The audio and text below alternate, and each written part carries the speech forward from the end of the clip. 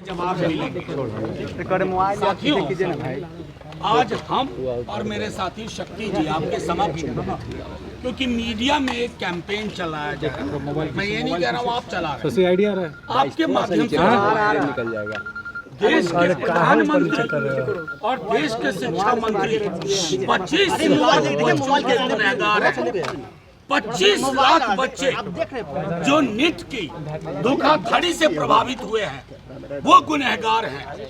Dharmendra Pradhan clean chit देते हैं और बाद में नाटक करते हैं जहाँ कुछ विसंगतियां हैं। गुजरात में क्या हुआ, हरियाणा में एक बीजेपी के मंत्री के स्कूल में उस केंद्र से 6 बच्चे, तो पूरे देश में नीट को लेकर हाहाकार मचा हुआ।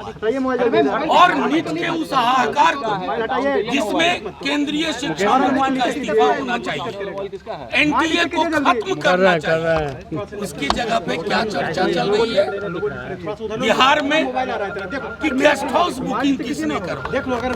चुप नीट 25 लाख बच्चे, उनका अंधकारमय भविष्य चिंता का विषय नहीं है। चिंता का विषय है एक झूठी कहानी के आधार पर। अब मैं आपके समक्ष कुछ बात आप सब ये तस्वीर देख रहे हैं, ऊपर कीजिए, ये तस्वीर ऊपर करिए।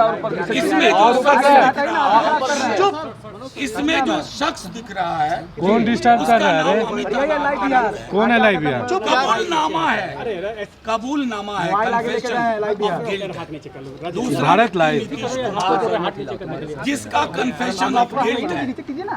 और ये तमाम चीज होने के बावजूद गेस्ट हाउस की कहानी बनाई जा रही है। मैं आप लोगों को कहना चाहता हूं, आप सबने सुना होगा कि मंत्री कोषांग, कौन से मंत्री का कोषांग रे भाई? पत्र संख्या 440, कहाँ है वो पत्र भैया? हमारे रिकॉर्ड में तो नहीं है। ये पत्र पैदा कौन कर रहा है? ये पत्र आ कहाँ से रहे हैं? सिर्फ इसलिए नीट में जो बड़े बड़े लोग, कौन बोला आगे जाने के लिए? एक जिले के लोग हैं, पूरे देश में वो नेटवर्क है, और उस नेटवर्क को बचाने के आप छोटी कहानियां कर रहे हैं। इस तरह की जुबान विजय सिन्हा जी बोल रहे हैं, जो खुद ही कबूल चुके हैं कि गेस्ट हाउस में उनके पीएस प्रदीप श्रीवास्तव वो कराते हैं। जिस व्यक्ति यादवेंदु का जिक्र होता है उसके बारे में सुन लीजिए कुछ तथ्यात्मक चीजें। 2020-21 में 28 जून को जल संसाधन विभाग संजय झा मंत्री जी से तारकिशोर प्रसाद नगर विकास में इनका पदस्थापन होता है, वहां सेवा देते हैं। और 30 जून 22 को उनको दानापुर और पटना पश्चिम का प्रभार सौंपा गया। मंत्री कौन थे? तारकिशोर प्रसाद जी।